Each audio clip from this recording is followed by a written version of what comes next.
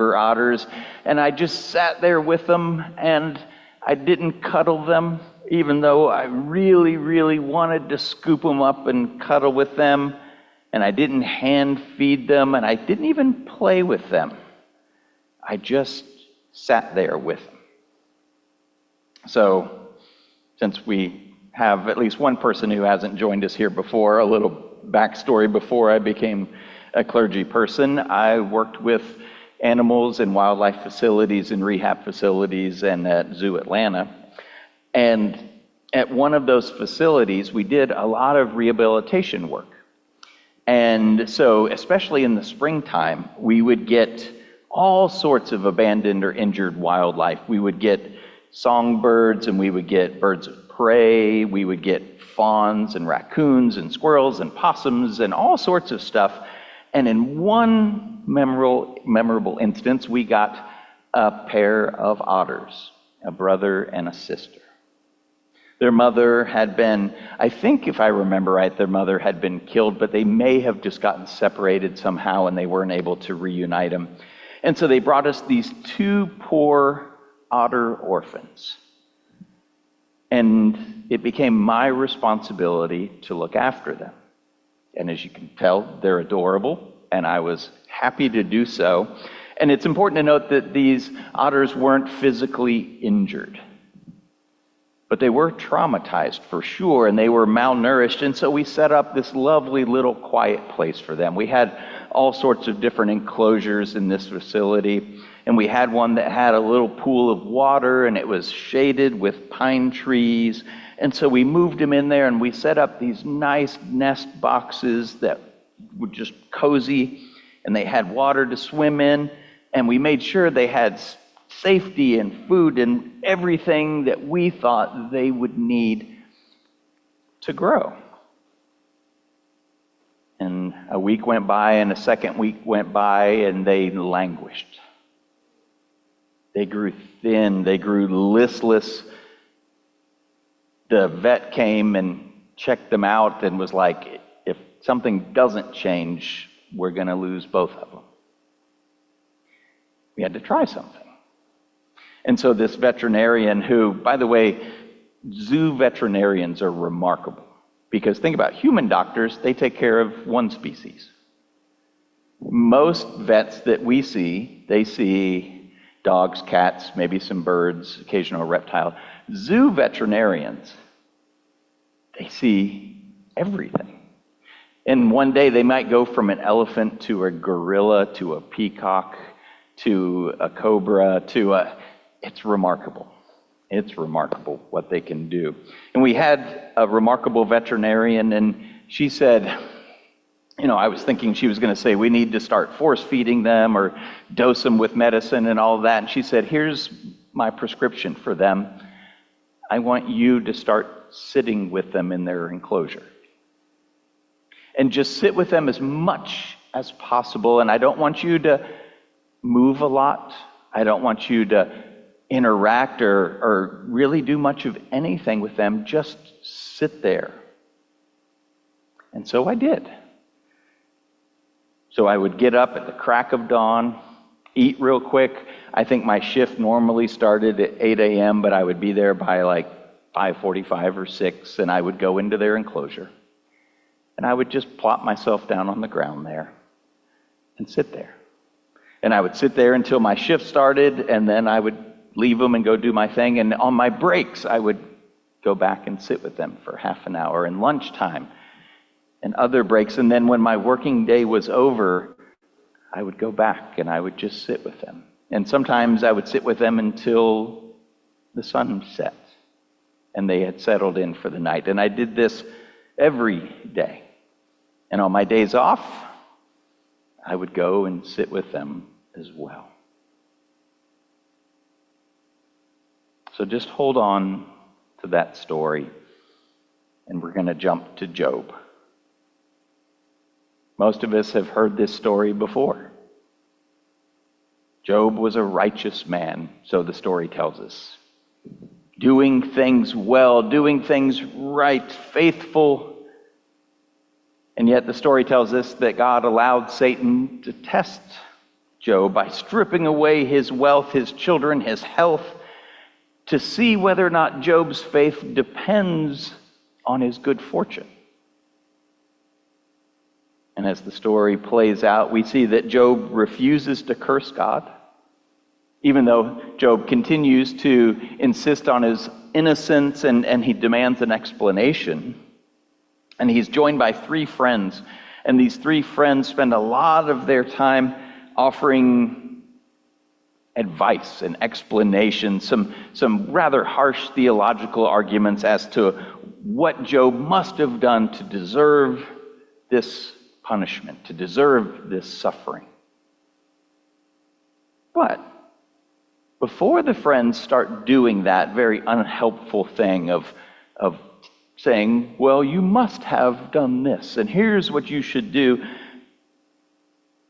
today's scripture reading reminds us that for a week, these 3 friends actually got it very right before they got it really wrong. When they heard about all the troubles that their friend Job had been encountering, they decided together to go to him, and so they set out from their homes.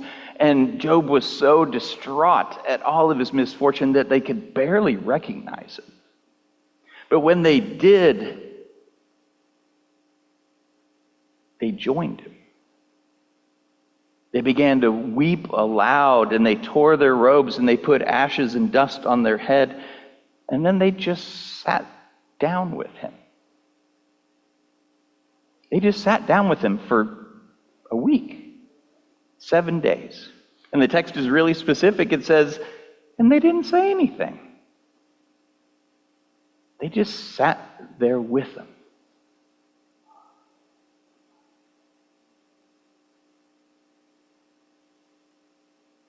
They didn't judge. They didn't try to help for that week. They didn't give advice. They just sat there in silence and solidarity. And I suspect those of us who've read this passage recently, like the first time I read through it, I just blazed right past that. Because it feels like a minor point, but I think it's actually really powerful, because part of what Job's doing is it's giving us this is a right way forward and this is a wrong way forward. Notice that when the friends go and just sit with Job and they join with him in his grief, they're not trying to fix anything.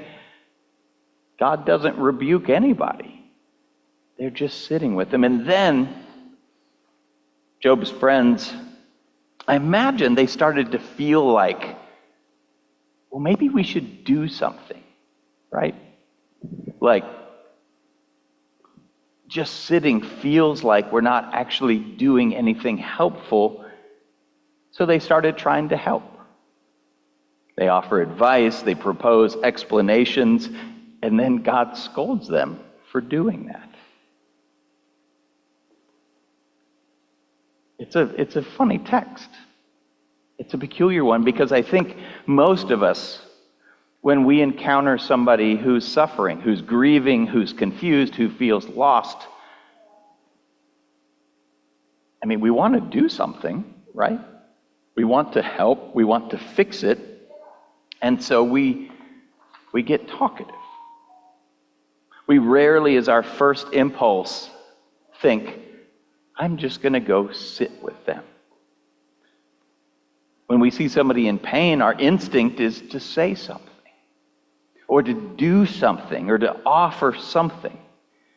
And I think that comes out of an anxiety that we all share. And there's a phrase that pops into my head, because I've experienced it before, where there's a voice that says, like, don't just sit there and you know the second half of it. Do something. Right. And we live in a culture that celebrates activity and productivity and making a difference, like getting your hands on things. But if we look at what was asked of Job's friends in this moment, it wasn't wisdom. Job didn't ask them for wisdom in that moment, nor did God. It certainly wasn't theology. Job didn't say, please share with me your theology on suffering and loss. That will make me feel better. Job didn't say to them, please offer solutions to this. They did offer those things after a while, and that's what got him into trouble. But what God asks of them, I think, is actually more challenging for all of us, and it's really counterintuitive. And it's just to sit with Job, to just sit with him, and then to stay there with him. And I know as I say those words, there's even still a part of me that goes, oh, that sounds so powerless and ineffectual and like a cop-out. Like there's still something very deep in me that is wired to help. And helping means to do something physical with your hands or with your words, to say the right thing so that Job might be released from his confusion and suffering, and that would make me feel better. And I think that's one of the points of this. It's very often when we encounter somebody who's hurting, somebody who is struggling, we have to be really aware of what our motivations are to help them. Because often, we're actually trying to make us feel better. Rather than just sitting with them where they are, their suffering makes us uncomfortable, so we're like, oh, I hope I can say the right thing so that I am relieved of this discomfort. Job's friends are asked to just sit there and do nothing. Has anyone ever been in a room with somebody who is genuinely suffering? Yeah. I remember the first time as a young clergy person, I was called in the middle of the night. It was like 2:30, something like that. And this family said, he's dying. Can you come down to the hospital?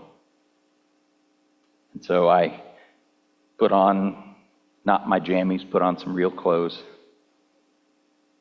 And I headed down there, parked in the dark, and I was terrified. I was terrified. There was nothing in my training and education as a clergy person that had prepared me for this. And in my entire life, I was probably in my early 30s at this point, I had never sat with somebody who was dying. Sat with animals who had done it, but never a person. And I had certainly never sat with somebody who was dying and their family who was grieving. And so, as I headed into the hospital, and is there a more lonely place than a hospital at 3:00 in the morning? It's its own space and time. And so I just really remember walking through those halls, and I'm not sure I've ever prayed as hard as I did in that moment. I was just in my prayer, I would love to say my prayer was really advanced, but my prayer was please don't let me faint. Please don't let me screw this up. Please help. I mean, it was just sort of genuine from my soul. I do not know what to do in this moment. I'm scared. I'm deeply uncomfortable. And so I went in the room, and there was 5 family members. And I entered in, and we just sat there as their loved one took their last breath. And there was a big, loud voice in my head as this person, and I'm sorry if this brings up hard memories for people who've lost loved ones, but there's a particular sound to people when they're taking their last breath. There just is. And we started to hear that sound. And there was a voice in my head that was I need to do something. I mean, it was shouting here's this situation, and it feels so uncomfortable, and I need to do something, but I'm not trained in medicine. So there was nothing for me to do, so I almost jumped up and ran and got a doctor. And I was tempted. It was like, somebody do something, somebody help, anyone. It was everything I could do not to holler. But there was nobody to help because there was nothing to help. And there was nobody to come in and fix that because there was no fixing it. And so the family just sat there. And I remember distinctly that they all had their hands on their husband and father and uncle. And I just sat there with them. And for a while, I was trying to figure out what to say. And all the platitudes ran through my mind. He's going to a better place. Stuff like that. But blessedly, I stayed quiet. And this is one of those little God moments, because I really, really wanted to say something, and I almost think that maybe I was like struck mute, because I wanted to say something so bad to relieve what was happening in that room and make it better, and I couldn't say anything. And thank God for that. Because as we just sat there and I put my hand on him as well, and we just sat there in the silence,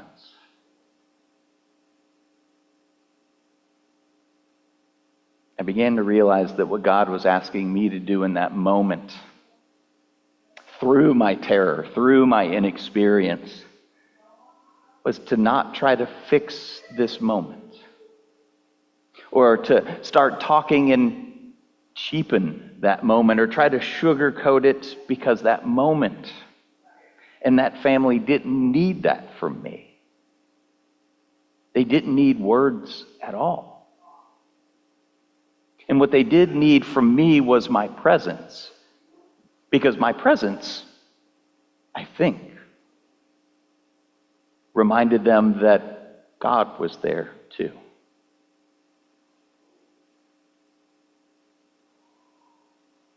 And since then, I've come to, well, I'll put it this way. I've been in the room when 2 children have been born.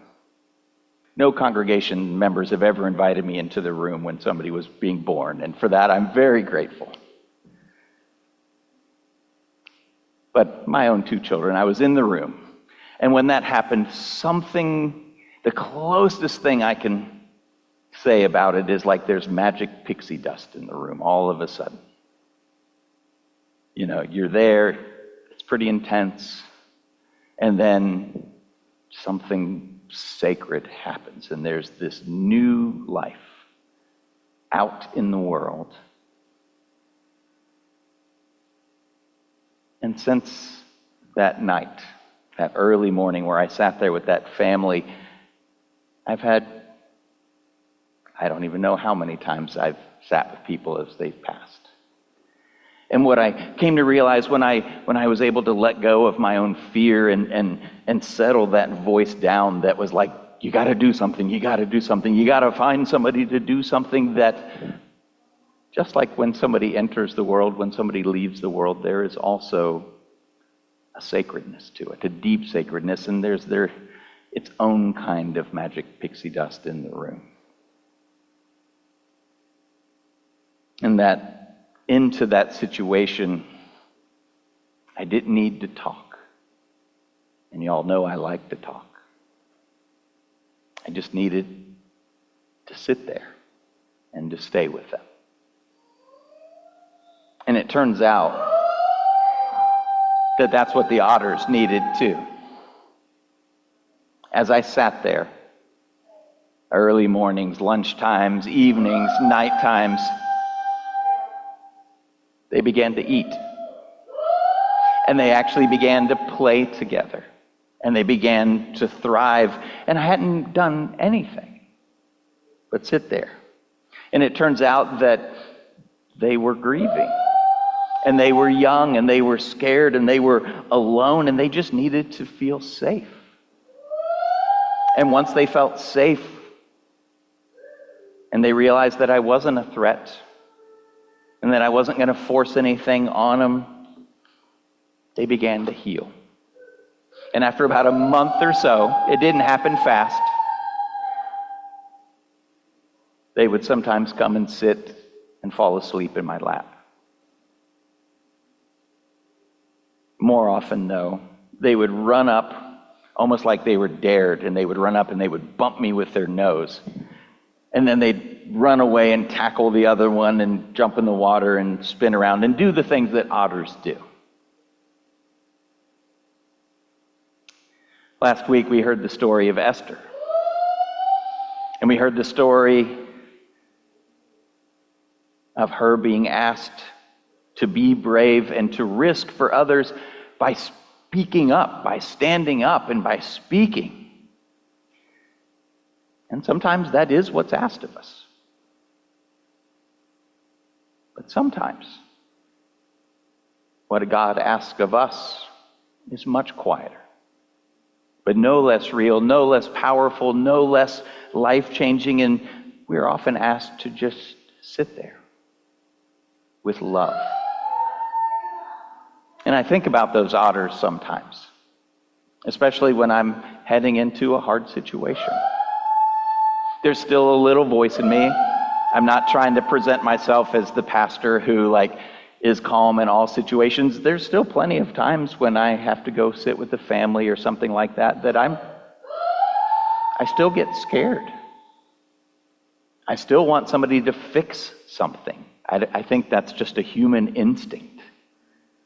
But I think about the otters. I think about them bumping into me with their nose and occasionally, very rarely, falling asleep in my lap. They didn't need me to theologize to them or explain things to them or even fix what was happening because I couldn't fix it. They just needed me to stay there to remind them that they weren't alone. And to be honest, that's what most of the people in our lives need as well. Whether they're grieving or just worn out by all the ridiculous politics and they're scared for themselves or their children or the world, or they just feel stuck. They don't need answers from us. They don't need advice from us. They just need us. And so the invitation this week and after this week, you don't have to get to next Sunday morning and go, oh, good. The invitation is just to find somebody to not do anything and just sit there. In God's grace, may it be so, and amen.